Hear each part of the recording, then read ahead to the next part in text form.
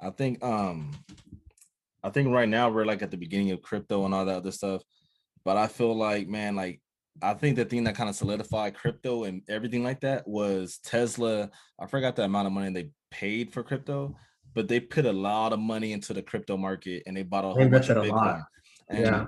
when you think about it, is I don't usually these companies are billion-dollar companies. They're not just doing this stuff just because of the hype. I feel like they have some really smart people in the financial area, the financial industry. So I'm pretty sure they did a lot of research about this.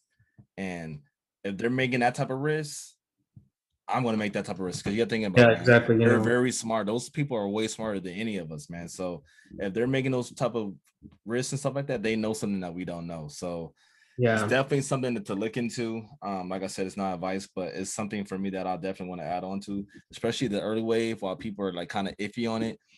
Yeah. To $5,000 today, if that has the potential to turn to millions of dollars, I'm willing to do that, man. I'm willing to lose 5,000 to make millions of dollars in assets rather than not do at all and Yeah. kick Yeah. myself and Mhm. be mad about it. So I believe in it, man. I think for me though, like Dogecoin is something to make quick money on. Maybe for the future it might blow up. Who knows? The supply is really crazy.